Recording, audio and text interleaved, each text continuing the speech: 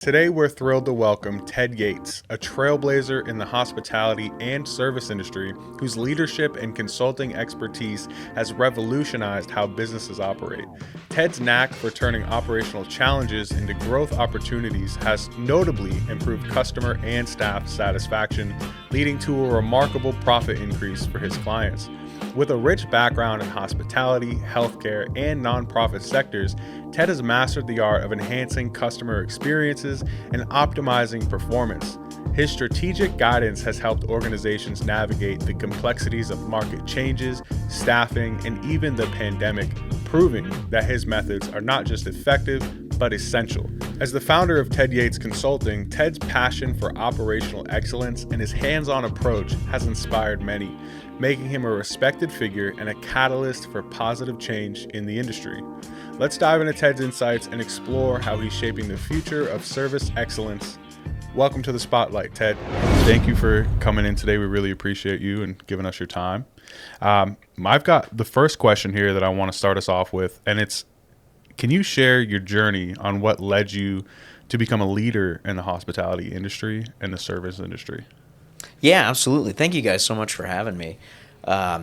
Really, my journey in the hospitality industry and then following that into consulting really kind of happened almost by accident.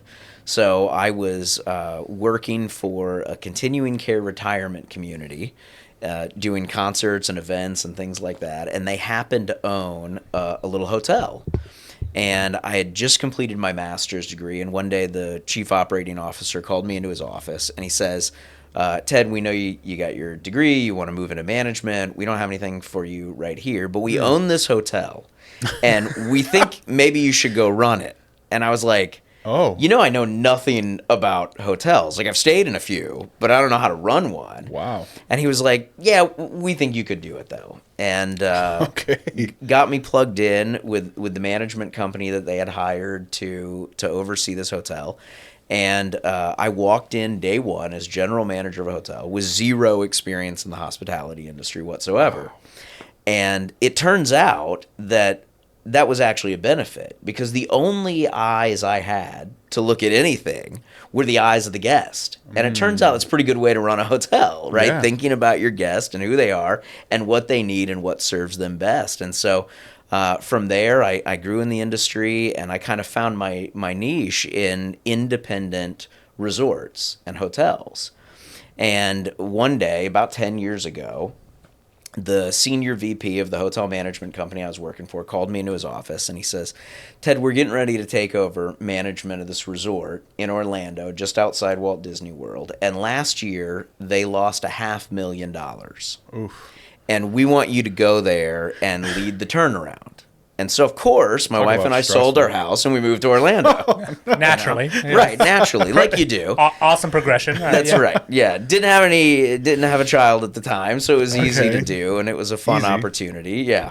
And it took like 24 hours before I realized like just how deep of waters I had waded into, right? Because as you can imagine, like losing $500,000 in a market like Orlando, there's never just like one problem. Yes. Right? Yes. There's two. Yeah, exactly.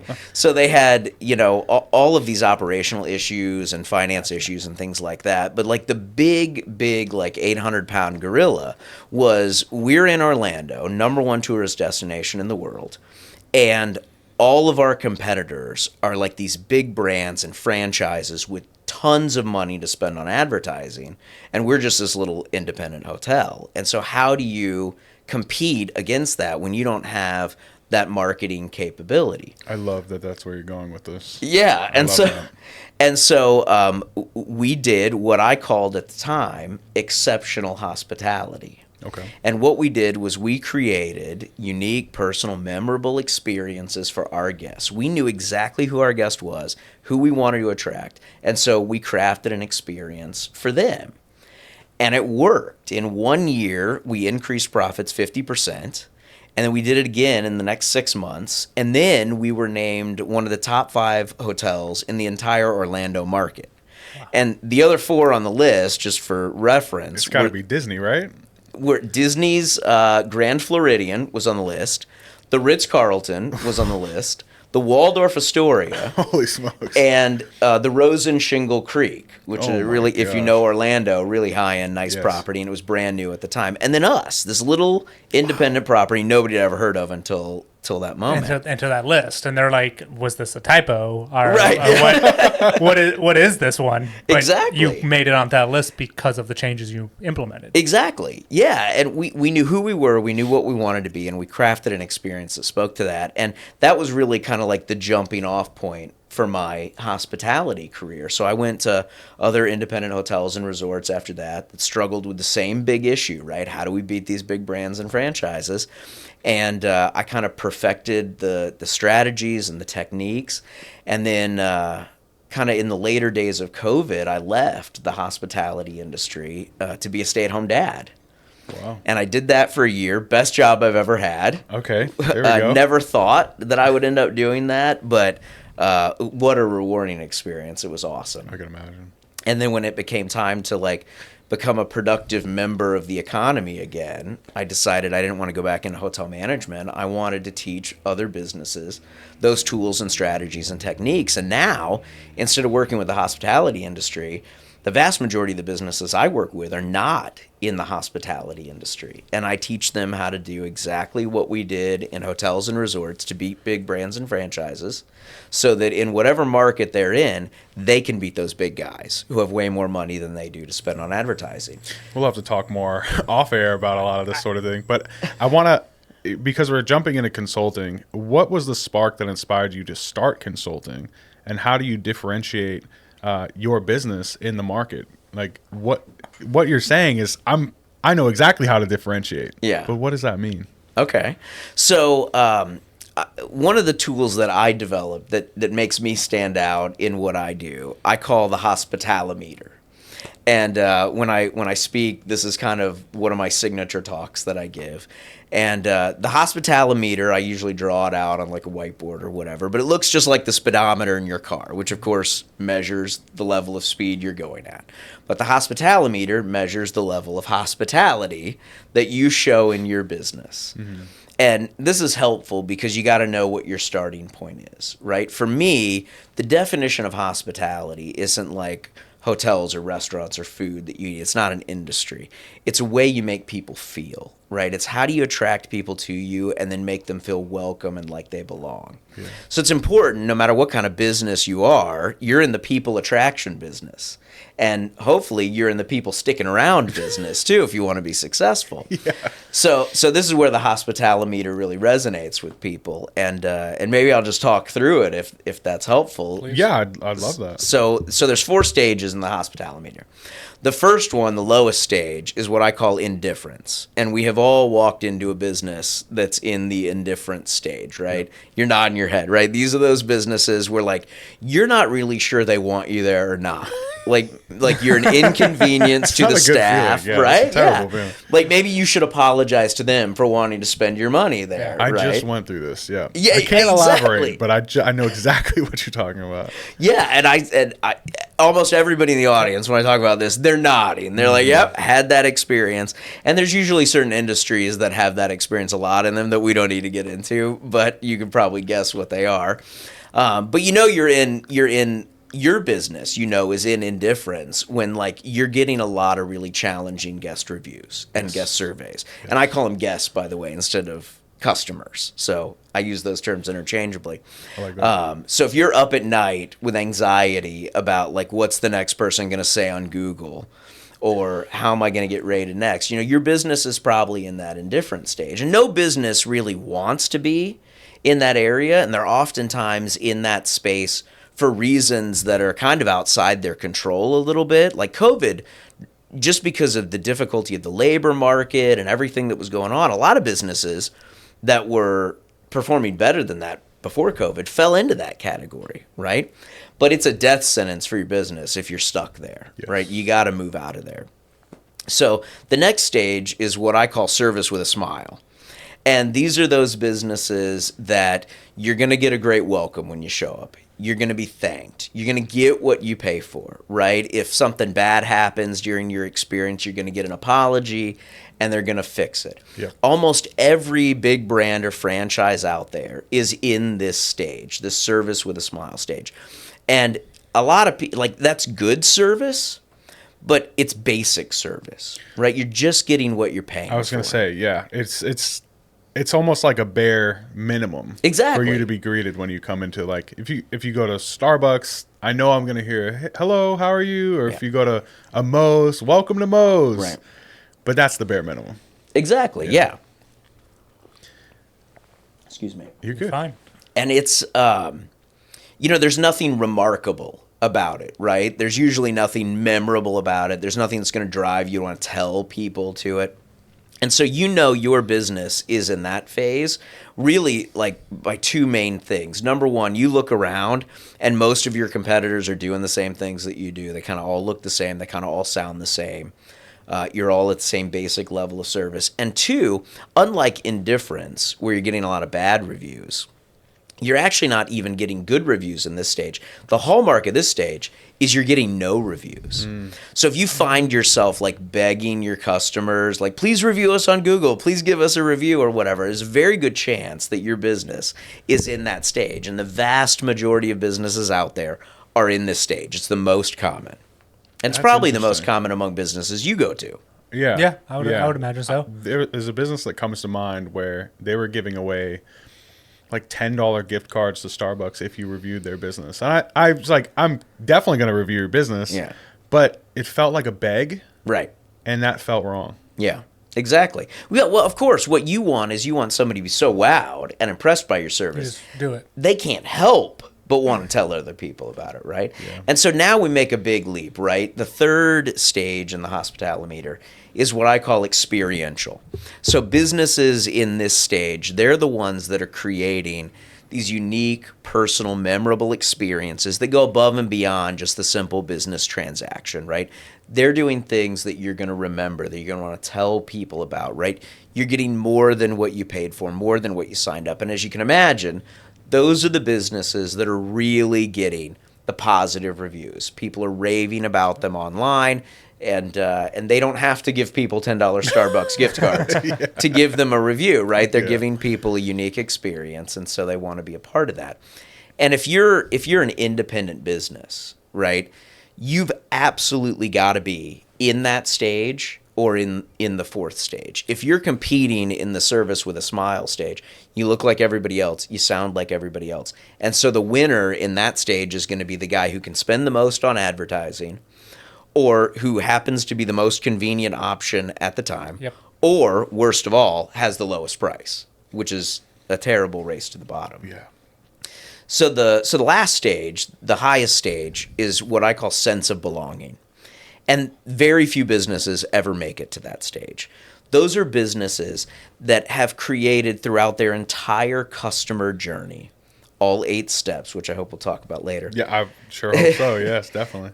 Throughout their entire customer journey, they have multiple unique, personal, memorable experiences that make people feel like they belong to something bigger than themselves. I feel like that with one place. Yeah. So we could all probably think Amex. of businesses like when that. I get on the phone with someone at Amex and they're like, "Sir, how are you? I hope you're doing great." And I'm like, "Now I am." I was like, "How many times can I swipe this card?" Unlimited amounts of times. Okay, let's go. There you go. And I feel Yeah. like, wow, I feel like I've got a crown on or something. He's definitely told me this multiple times. There you go, right? This You is can't- not for And the camera. This is 100% accurate. He is in love with Amex. He has said this dozens. Yeah. Upon dozens of Yeah. times over the last year and a half. Anytime someone's going to get a credit card, I'm like, listen, just get an Amex. Gold, platinum, doesn't matter. Just get one. And they're like, why? I'm like, because there's hopes of getting the black card one day. There you go. Yeah. So you feel a sense of belonging with them, and you can't help but tell Kevin and everybody else about them, right? Yep. And it works the same for any business, right? If you can consistently, over time, create those experiences that set you apart and make you unique, people can't help but want to feel belonging to you. And if you know Maslow's hierarchy of needs, right, you know that we all have the desire, the need to feel a sense of belonging. What a lot of people don't realize is that right after that sense of belonging, that need is the need to bring value to things. And it works in life, it works in business. If people feel like they belong to your business, they can't help but bring value to your business, which comes in the form of loyalty, repeat business, referrals and recommendations for other people, right? Raving about them to all of the people who are sick of hearing you talk about your credit card, right? I'm not sick of it. I'm acknowledging the fact that it's accurate. There you go, right? Yeah. So that's what sense of belonging looks like, right? You've probably all been on Facebook too, right? And businesses that have created this sense of belonging, right? If somebody says something negative about that business, you go to war. Oh, that's right. Their fans cannot. They'll fight you over it, right? Like that's what sense of belonging looks like. And the good news is that every business can do that. And if you can get to that stage, those businesses, they spend incredibly small amounts of money on marketing because they've got armies of people doing their marketing for them. You know, I'm here for huge win. Yeah, even I think about like Rolex. You know, people will go to war over why Rolex is the superior watch. Right. And if you say something negative about it, you're a whack job. You got a question? How many companies have you seen in that top tier? Well, so I mean, you said it's almost impossible. Yeah, but yet possible. It's definitely depends on the industry, honestly, because as you know, you meet some people in some industries and everybody looks the same and sounds the same. Yeah. I mean, it's very hard to find somebody, and I don't want to name those industries, but completely fair. But in other industry, I would say it's probably less than 10% of businesses really ever make it to that stage. Think about all the businesses that you deal with, like on a daily or weekly or monthly. Like, how many of those would you go to war with people on Facebook over, right? How many of them do you own the T-shirt for, right? Like, how many of those do you feel like you're a member of, like, their family almost? I mean, that's a tough question. I'm not sure I'm going to two hands here. Like, that's right, exactly. I mean, it's. Would you say like branded bills is someone for you? Because to go to war? Yeah. With them, no. No? Wow, that's something I see. He wears branded bills hats all the time. It's where we bought our hats from. So, like, that's, But yeah. Interesting. Yeah, so you like them, which is great. We all want to be liked. Yeah. But you don't really feel like you belong to them necessarily. Correct. Yeah. Correct. And the really good news, right, is if you're so my niche is the independent small business owner, right? I don't work with big brands or franchises. I work with guys that want to beat those people, right? So the good news is if you're independent, especially if you're a smaller business, right, you have the ability just by being small and agile and hopefully unique in and of itself, you have an ability to get to that where a lot of the big guys, like, they're stuck in the service with a smile stage because they have to be, right? They're trying to be everything to everybody. But if you're smaller, right, you can choose, and this is kind of step one in creating it, you can choose a target audience that's highly specific. And you know who they're your people. You know who those people are on a demographic level, but more importantly, a psychographic level. Right. You know what makes them tick. And once you know that, you can craft experiences that resonate with them on an emotional level. That's something that I find myself doing a lot, even just for fun, is creating the person. Like, I'll write everything down.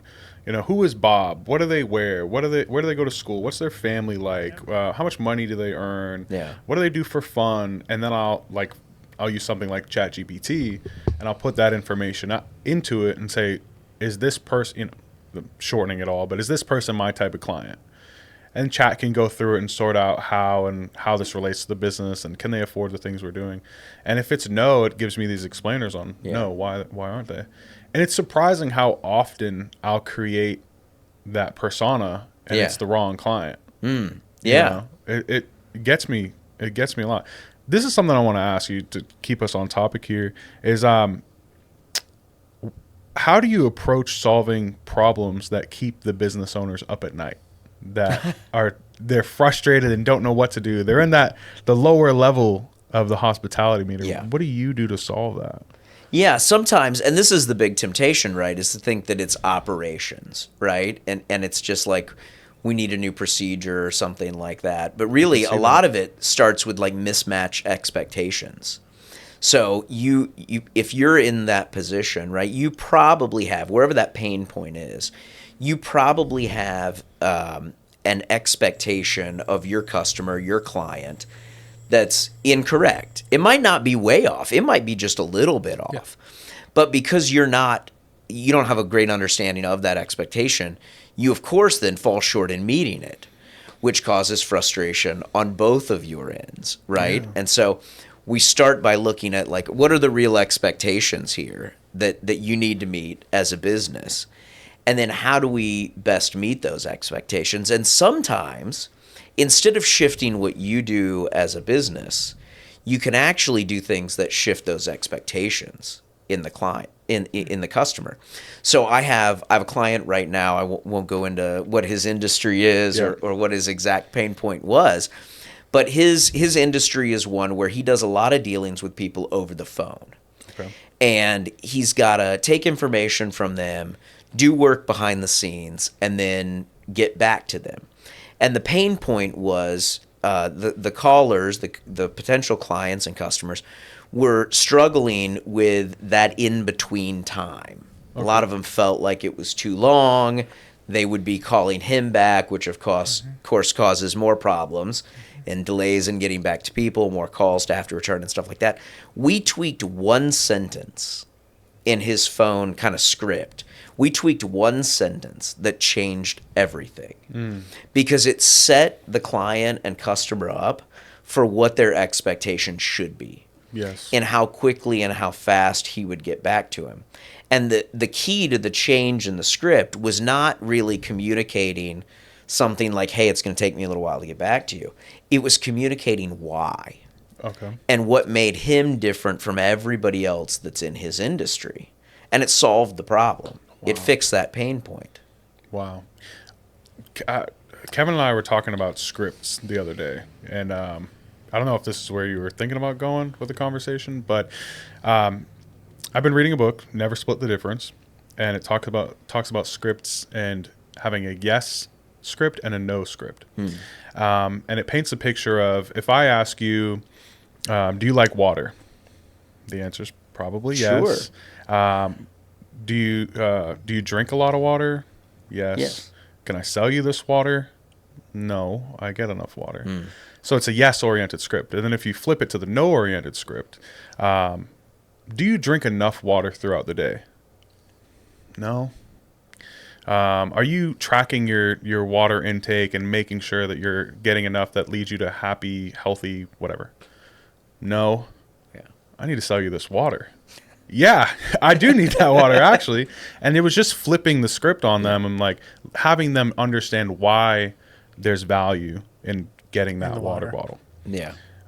So what are your takes on yes and no scripts? Do you write in that way, or what does that look like for you? I do. Yeah, that's an interesting question. So one of the kind of starting points with a lot of my clients is, what does your customer journey look like?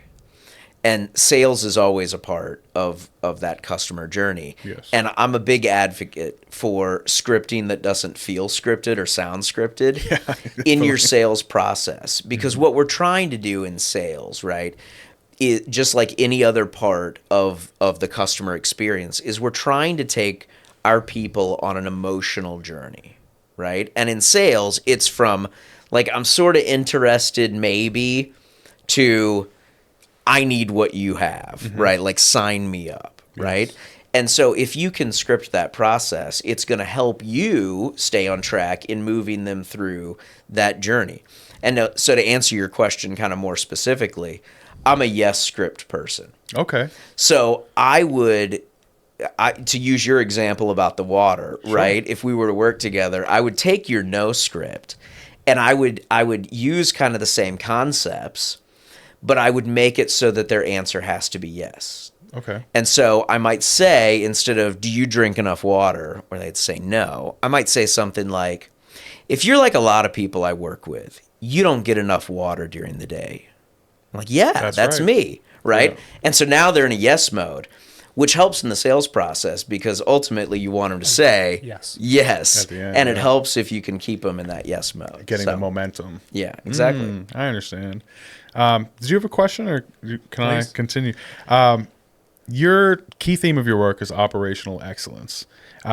How do you define this, and what steps do you take to achieve that within your organization or another organization? In my business personally, or how do I help my clients? How do you help your clients? Yeah, so I find that with my clients, right? So like a lot of people think that my ideal client is somebody whose business is in that indifferent stage, right? Like they're not doing very well and they need some help, right? Yeah. But what I found is a lot of people in the indifferent stage, they need my help.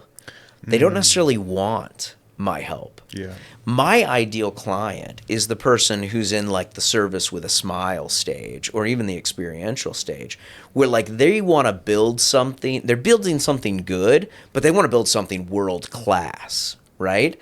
And so that's where we take like operational goodness and we make it operational excellence. We make it world class. And so the question behind the question is, right, how do you do that? What are the steps? Yeah. Right? There's 3 steps. Number 1, we've already talked a lot about, right? Know your target audience. Know who your people are. You can't create great experiences if you don't make it for somebody individually. If you try to be everything to everybody, you end up being nothing to nobody, right? Step 2 is what I call your USP or your unique selling proposition, right? That's the clear, concise answer to like, why should your target audience care about you? What makes you different and better than every other option out there, right? Once you have those 2 things, right, now it becomes about what everybody thinks it's about at the beginning, which is the operation side. And we look at that by looking at the customer journey. So every single business out there, I don't care what kind of business you're in, B2C, B2B, doesn't matter. You have an 8-step customer journey, same 8 steps for every business. And a lot of business owners, they can name like 1 or 2 of those steps, right? They know like, okay, I got to do marketing and I got to do sales. And then like I give my people what they pay for and that's it, right? Yeah. Like, but there's 8 steps in the process. And what we want to do to be excellent, to be world class, is we want to create great experiences in every single one of those 8 steps. Not just to be great, right, and to be proud of what we do, but because if you're not doing that, you are losing customers during those steps in the process. And you'll lose a lot of customers before they ever get what they came to you in the first place trying to solve or trying to achieve, right? And those experiences keep them hooked on your business. They keep them moving through the process. And when you do it right, you can actually help them move from one step in the process to the next. What are the 8 steps to be exceptional? Can you give that away, or is that too much? The 8 steps in the customer journey? Yeah. Yeah. So real high level. And this is, in my coaching program, right, this is what we spend the most time on, right? We look at, and I customize it to your business. Okay. So we talk about exactly what it is now and what we want it to look like in your business. But the 8 steps, real high level, starts with marketing, right? How do people find out about you? Then sales and closing the sale, right? The third stage, a lot of people don't recognize, is buyer's remorse. And buyer's remorse happens. Like we had the same exact what? Buyer's remorse. This is going to blow you away even more. Buyer's remorse happens 100% of the time when you close a sale. It's psychological. Here's why. Okay, you're going to agree with me in a second. You're skeptical now, I can tell, but you're going to agree with me, right? I'm not skeptical. I'm confused. Okay, so you. Let's say you come to me with an issue, right? I'm a water sales guy. You're thirsty. You come to me with an issue, right? Okay. And you find out I've got the solution to your problem, right?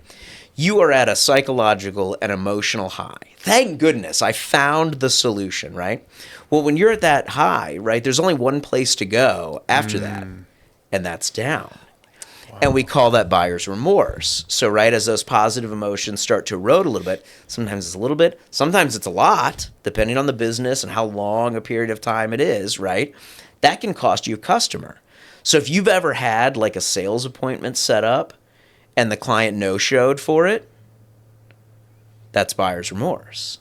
They thought they had the solution. They were excited about it. They came down, and then you lost a customer at that point in the process. My whole perspective has flipped on its head right now. Yeah, so that's a huge one that a lot of businesses don't recognize they have. Yeah. And it's maybe the number one reason why they lose customers. That explains right? a few things. That explains a few things, right? Yeah. We're only on step, what, 3 or 4? We're only on step 3, right? Okay. Yeah. So step 4, right, is kind of kicking off the relationship, right? Once they've signed up, you've taken them through buyer's remorse. Okay, now we're going to get started, right? Step 5 is what I call your customer orientation, right? Or your customer onboarding, right? Mm-hmm. That is acclimating the customer to the way you do business. Yes. Because, and the pitfall here, right, is as business owners, we often think like we know our process really well. We know how we do what we do. And we sort of just expect that the client or customer will fall in line with that and know that. But of course, that's a false expectation, right? So that's where you get a lot of those pain points we just talked about in not meeting expectations and having pain points. It's because you didn't onboard your customer properly, yes. right? Step 6 is what I call accomplish, right? It's when finally your customer, your client gets what they originally came to you for. Now, we're on step 6. There's been 5 opportunities to lose this customer before they accomplished why they came to you in the first place. Yeah. Right? Lots of opportunity there to, on the negative side, lose a customer. Like the odds aren't in your favor unless unless you're actively managing it, right? And that's what having a customer experience strategy, right, and showing hospitality and giving people that sense of belonging, that's why it's so powerful, because it keeps them engaged throughout the process, right? But you'll remember we're on step 6, right? I said there's 8 steps. So there's 2 more steps after it. And these are the 2 steps that a lot of businesses never get to. I'm very interested to hear this because about, what'd you say, a year and a half, 2 years ago, something along those lines, I started to bring up to Kevin, what's our follow-up? Yeah. What's the follow-up? That was about a year ago. I wouldn't say it was 2 years ago. I'd say year, maybe year and a half. Once we accomplish the project, Yeah. do we check in and see how is it doing? How is it performing? Right. Is it meeting your expectations on the performance side? Because we can only do so much to create and give you the product. But then you need to take it there with your marketing team or whoever to get it to perform really well. And then in that follow-up, we've noticed that there's opportunity to have them come back. Exactly. Because we have a lot of answers to help them to boost the performance of it. Yeah. And once we started having those conversations, Kevin and I were like, okay, they like this. This is how you go from a customer to a client. Exactly. Yeah. Yeah. And so we call that stage adoption, right? And the reason why we call it that is because the goal is, right, you want to get that customer to adopt the sales process in and of themselves. We're like almost they're driving it. So instead of you saying, okay, what else can we do for you? What other problems can I solve? They're looking at you and saying, I wonder if they can take care of this for me. Like I already trust them. I already like them. They already got this great result for me, right? And that transition from customer that just got what they paid for, right, to somebody who's going to own that process separates businesses that kind of get by and are constantly looking for new clients and churning and burning them from businesses that are almost, I call it like self-regenerating, right? Like they've got a pool of clients that are looking to spend more money with them. And it doesn't matter what kind of business you are, there's different things you can do as a business owner to do exactly that, almost to incentivize your customers to want to engage more with you. And then the last step in the process is where your customer becomes your advocate. They're out there doing the marketing for you. They've had such an amazing experience with you. They feel like they belong to you, and they can't help but bring value back to your business in the form of telling other people about you. And if you have a great experience, if you do it right, what happens in the customer's like mind and heart and soul is they're like, you have to hear what my fill in the blank did for me. You have to hear what my insurance agent did for me, right? You have to hear what my credit card company is like, to use your example. So 1 through 7 is you. 8 happens because you took care of steps 1 through 7. Yes, and Okay. in step 8, there are certain things that you can do as a business owner that help make the referral process easy and rewarding for your customer. And you got to do those things, or else they're not gonna refer you, right? They will have the desire to refer you because you gave them a sense of belonging, you gave them a great experience. But if it's difficult to do that, they're probably not going to do it. You can make it easy. Are you seeing these steps traditionally being taken at a small or large company, or both, or most of America is created by small businesses? Is this something that is easier? How about this? Is it easier to implement at a smaller or larger company? Yes and no, right? So a lot of small businesses, they have the ability to do this on a much more personal and therefore effective level than the big business does. The question, of course, is always resources, right? Like, do I have the resources to be able to pull this off? And that's where working with, here's the sales pitch, right? That's where working with a business coach becomes really valuable, right? Because my goal is not to just come on a podcast and talk about this and why you should do it. And hopefully I've been very effective in convincing people that they should do that, right? This is like therapy for me. But, well, okay, good, right? But my goal is how do we make it understandable, doable, and affordable for the regular small business owner? That's my business model. I make customer experience and these concepts that can really change your business understandable, doable, and affordable. And I'm not somebody that you're going to buy a course from and then be left, kind of flapping the wind on your own. I'm going to hold your hand through it. I'm going to show you exactly how to do it. It's going to be customized to your business. I'm going to live out what I preach, right? I'm going to make the experience great for you and for your team so that you can get the results that you need and want to have and deserve to have. I want to ask you about Kevin's signing up right now. All right. I want to ask you about company culture, mission and vision, and values. How do you feel that helps a business define themselves, and how important is that to you? We've talked about a lot, but we haven't really gone into culture. Yeah. What does that look like for you, and how do you help a company find it? It's crucial, right? Because I mean the root. So let's go back in time, like millennia, okay? Right? The concept of hospitality, which is really what customer experience is when it's done right. The concept of hospitality is thousands of years old, right?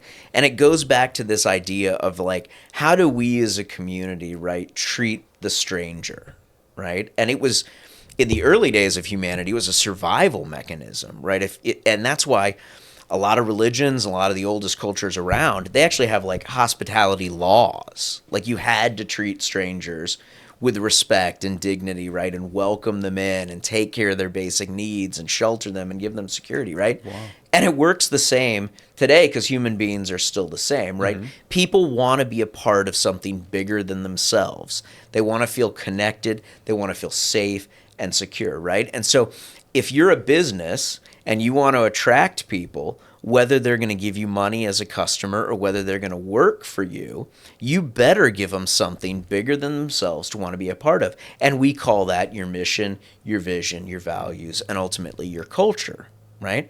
And so in what I do, right, when I work with a business owner, we want to define that culture. We don't want it to define itself or just happen by accident. We want to control that process. What do you want your business to look like? How do you want to be seen in the community, right? And then we create ways to live out that. For a lot of small business owners, and this is another advantage they have over the big guys, is they oftentimes bring a level of personal passion to what they do, right? They do what they do because it means something deep to them, right? For me personally, I got into consulting and business coaching instead of going back into big business because I got a taste as a stay-at-home dad of what it meant to have that independence and that freedom. And I want to help other independent business owners realize that, right? Like that's my bigger purpose in this. If I can help you as an independent business owner, small business owner, build your business, make it great, make something that's going to provide for your needs and allow you that greater sense of independence, then I've accomplished my mission. That's incredible. Yeah.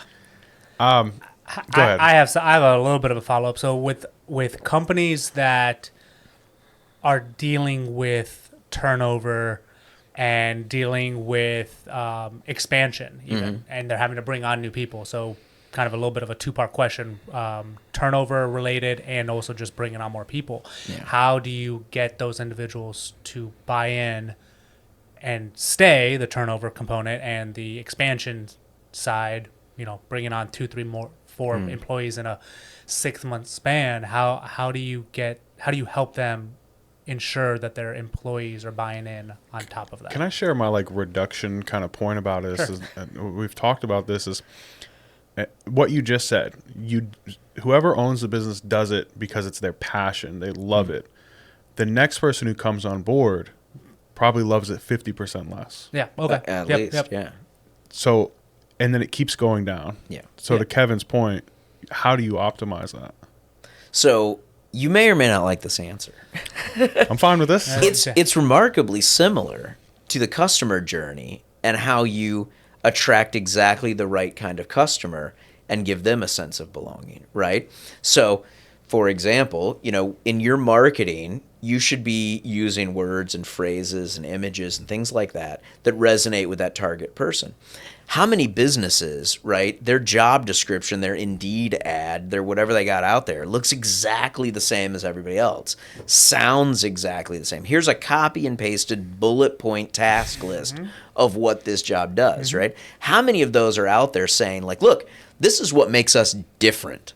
This is why you should want to be a part of our team. And by the way, we're not looking for a warm body here, right? If this is not you, go to the next ad. Need not apply, right? And thank you. Right? Thank you. I am sorry to interrupt you, but I am so insanely happy with that response, because I could not agree more that the bullet list, you need to have a 4-year degree or similar, and here's the 9 things that you're expected to do, plus maybe more, and the pay range is a $30,000 pay difference between the below and the bottom, aka they don't even know. Oh my God, those job postings drive me up the wall. Yeah, 100%. And even if there's 10 requirements, typically you only need to meet 4 to get the job. Yeah. Well, and in most positions, what's more important, right?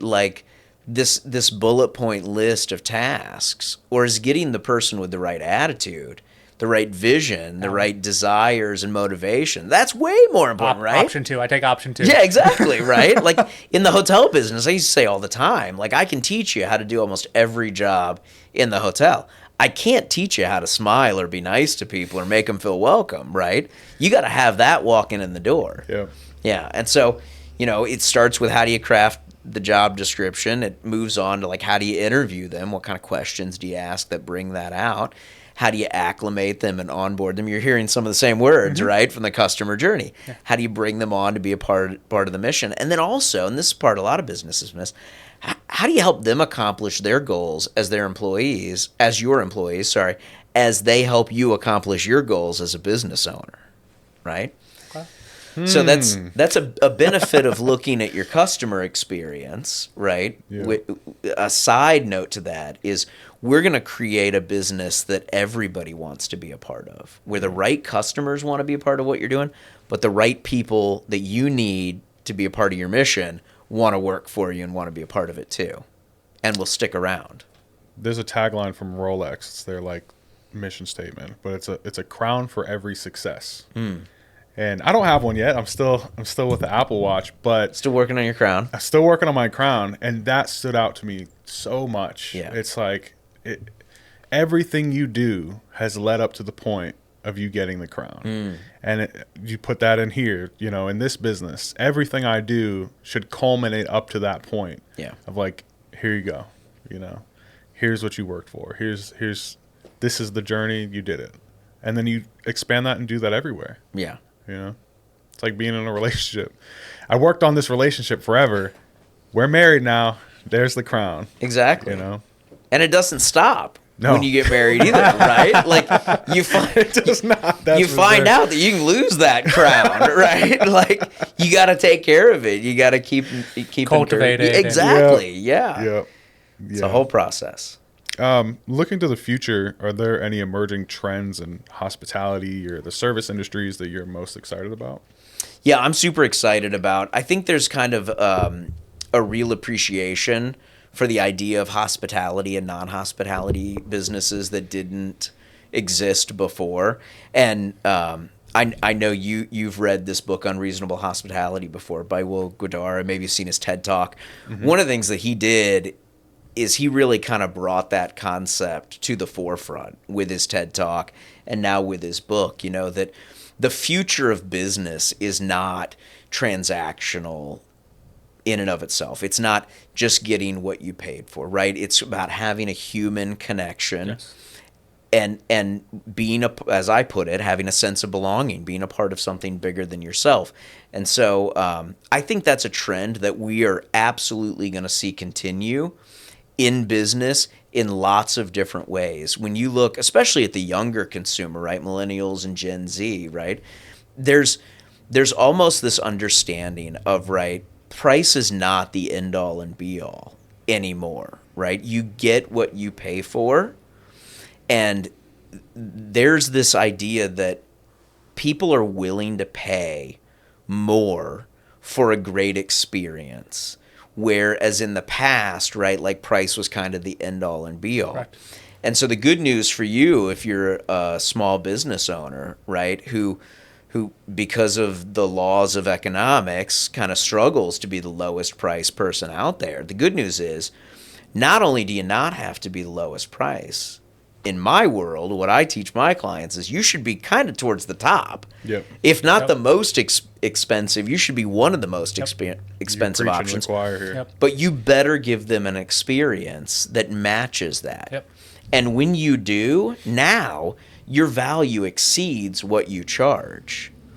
And you'll have an endless supply of customers if you can have a value that exceeds what you charge for a specific target customer. Just quite literally dealt with this 2 weeks ago. I got a phone call asking for a number right there on the phone, gave him a number, and the guy chuckled at me right there on the phone. And he was like, no, I'm not paying that. I go, okay, have a good day. And it was a vindicating moment for me. I was actually happy that happened because Dylan and I and Brittany and I, in two separate conversations over the course of the last few months, weeks, had just talked about how we have never been the cheapest within our business and within our industry. We've never been the cheapest. We've always kind of lived in this middle ground area, and we maybe still are there. Maybe we're heading to the top end in some proposals. Definitely not all of them, but I'm over giving people discounts and being a bottom of the barrel proposal index, if you will, and that was one that I was just like, I'm sorry we can't make this work for you. Give me a call if you ever change your mind or anything changes. And he was like, oh, okay, kind of was like, I'll never call you. And I'm like, I'm fine with that. Right. You're asking for, because he was valuing the dollar over. He wanted it was obvious that I was one of 10 phone calls. Yeah. And I had no issues just giving him a number, which I gave him a range because there's a lot of variables in our industry that change that price, right? And even the bottom of that range made him chuckle, and I was like, I'm good. I'm well aware what we could offer you. Yeah. But if we can't even be there, on a conversation level, it's the same. It's the same as the gentleman that just walked over and just handed a business card and walked away. It wasn't. Clearly, there was no match there. Right. You can talk big, but your actions have to match your ambition. And I get it. Like, I'm super sympathetic to the small business owner who's like, look, I need to like convert every sale because I got a family to feed, Yep. I got employees to pay, I got light bills to pay. Like, I get that. But right, like to your point, had you said yes to that customer, right, and been like, okay, we'll do it for, you know, whatever, half what we normally Yep. do it for, just to get the business because we want the revenue.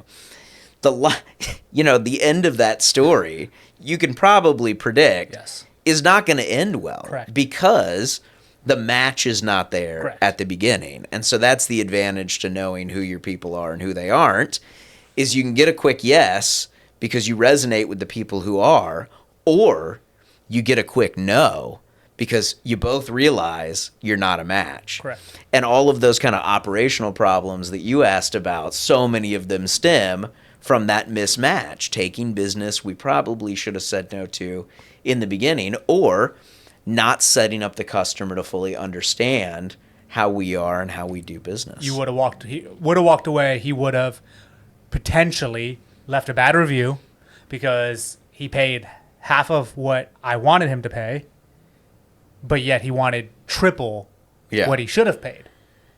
And it would have been just this really weird situation where it's like, oh, I'm taking your dollar, but I still don't meet your expectations, but you're also not meeting us at our price point, but you're wanting double or triple what we would have wanted. Yeah. It just none of it made sense, and none of it makes sense. Anytime we get those phone calls, I shouldn't say I know, but there's a higher likelihood that if you are asking me about our price within the first 90 seconds of a phone call, it's not going to work because you're valuing your budget and your dollar too high. Yeah. And I know that's a little counterintuitive because money talks, right? But your budget, you're putting too much value on your budget rather than like seeing if we could be a match first. Right. Yeah, they probably have not done the work, and maybe there's things you could do better too here, right? Of They have course. not done the work to fully understand your value before they pick up the phone and call you.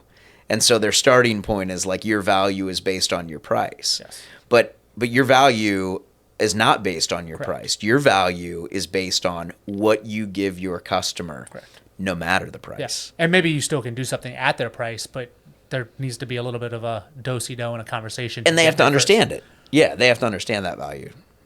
What do you choose out of the impossible trifecta? You can only pick two. Good, fast, or cheap. Yeah. What do you choose? Almost never cheap. Good. Personally, almost never cheap. You know, we can do, and I lean, you know, and try to teach my clients to lean into good. You know, if good also happens to be fast or cheap, that's an extra win. Okay. That's good. But we want to lean into the good. We want to be, unless that's not your target market. Okay. Correct. Like if I, and this is the honest truth, right? If you have a client whose number one biggest concern is price, and you want to create an experience that resonates with that person, that's an option. I don't think it's a good option. and the reason why I don't think it's a good option is because it's awfully easy to knock off. Yeah, what comes to mind is like Temu or TikTok Shop, where everything is like sub $3. Right. But it is TikTok Shop is one of the fastest growing businesses there is next to Amazon. I'll name an industry. I don't like to do this a lot, but I'll name an industry where you see this a lot, and that's in the med spa industry right now. Like how many you guys may or may not be med spa clients, but you've probably driven past some, right? And they've all got these banners outside that are like, they used to, like 3 or 4 years ago, it used to be like Botox $89, and then it was like Botox $69 and $59, and now it's like, I saw one the other day, it was like Botox $10, right? Oh, no. So that's do not use that. like, the modus operandi right now is, how do we make this thing that is the same everywhere the cheapest thing, right? And that it's just a race to the bottom. Yes. And there's zero differentiation, and all it takes is the guy down the street to now put up a sign that says Botox is $9, And now you're in the worst possible competitive position you could be, which is you're the second cheapest. Yep. There's no reason for anybody to come do business with you. And so, that's a pretty difficult space to compete in, especially if you're a small business, right? So I'm an advocate, like I said earlier, of going the opposite direction. Let's create an amazing experience for this one particular type of client. Let's go after them with everything we have and know beyond a shadow of a doubt that whatever we charge for that, they're going to love because we've created an experience just for them. We're coming to the very end, and I'm ashamed to say it. I wish we could keep going. But what's one final piece of advice that you would give to upcoming leaders, entrepreneurs, people in the hospitality service industry? What's that last tidbit of advice you could give? Yeah, I feel like a broken record, but like it's the big three things, right? It's A, know who your people are, and be unashamed to make it clear who your people are and who they aren't. Employees, customers, vendors that you work with, these are our people. This is the standard we hold them to, and this is the standard we expect them to hold us to, right? 2, what makes me unique and special and different from every other option for that person, right? Be able to communicate that in a clear and concise way. And then number 3, how do I create experiences that resonate on a deeply emotional level with that person, that live out and embody what makes me unique and what my passion as a business owner is? If you can do those 3 things, you will have an endless supply, not just of financial fulfillment, but personal fulfillment in your life and in your business. I truly believe that. Incredible. Love it. Ted, thank you. Thank you for your time. Thank you guys really for having me. appreciate it. This is great. No, this has been phenomenal. Fantastic. I mean, you definitely got us thinking a good amount there. Expect a call from either of us after this. Yeah. Okay. Just sign up. Yeah. You got it. Have I earned giving you my business card now? Yes, you have. All right, I would. good. I mean, we already had it, but I will for the sake of preaching what we just talked about, I will happily take your business card just so I can hang it and say it was well deserved. Likewise. This has been awesome. Thank you guys so much. You. Is there anything that you wanted to offer for the viewers or anything along those lines? How can they way get a to hold of you? contact you or... Yeah, absolutely. The easiest way to connect with me is to go to my website. It's tedyates.com. And right at the top of my website, you'll find a button where you can book a free 1-hour consultation. And it's not a 1-hour sales pitch like a lot of free consultations are.